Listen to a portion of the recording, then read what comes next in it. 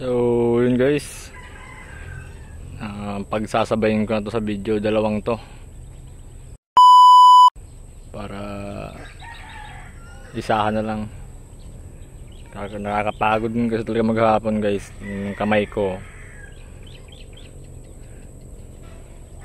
So ito guys, kay Sir Freddy,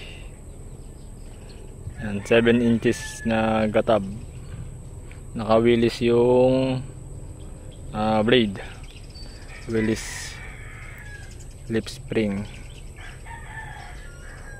nakapinaniki sungay. Mas mahaba yung handle ng isa. Yung isa naman kasi guys, right handed to. Ito yung left handed kay Sir Michael to. So nasa kaliwa rin yung ukit pag kaliwete yung may-ari. Tsaka naka-asymmetrical din to guys. Yun ang haba nyo.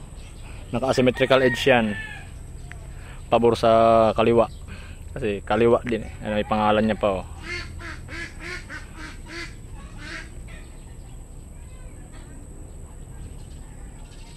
$20 naman yung blade nito.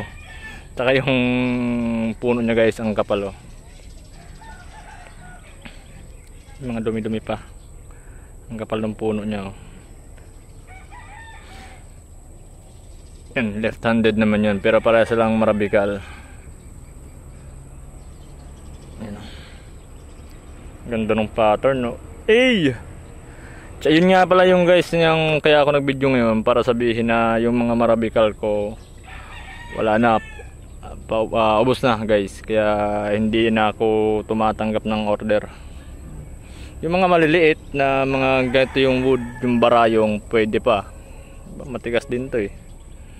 Yan, yung ganitong kulay pwede, basta maliliit lang, kasi nag-ano nga ako sa year-end raffle natin, medyo nag-ano na, naghahanda na kumbaga. Ang pagkakaiba guys ng right handed, ito naman naka chisel edge yan, naka satin finish, ano, naka satin finish yan, pero mas mataas yung edge nya kumpara dito, ang liit lang oh. Ito naman chisel edge with back bevel.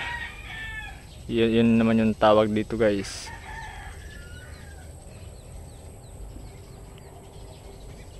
Pabor naman to sa kanan, pang kanan naman to. Yun isa, pabor naman sa kaliwa, kasi pasadya yun guys eh. Talagang gagawin natin yan as pabor din sa may-ari, syempre kaliwete, diba?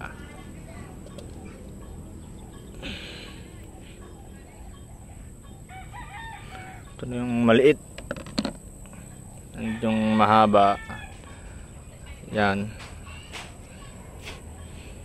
medyo ano nga guys, kaya pasok mo natin sa scabbard. So yan na sila.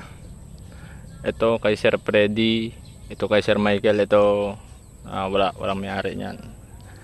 Binabarat din kasi ng iba eh, di ko rin ibenta sa kanila. So yan, lahat yan guys, may retention na tinatawag. Yung panghaba talaga, 20 inches to eh. Mas mahaba siya dito, 17 lang to eh. Ayun oh. Pero sa handle halos same ano lang sila, same size. Mas mahaba lang kaunti to, kaunti lang. So yun, thank you guys, thank you.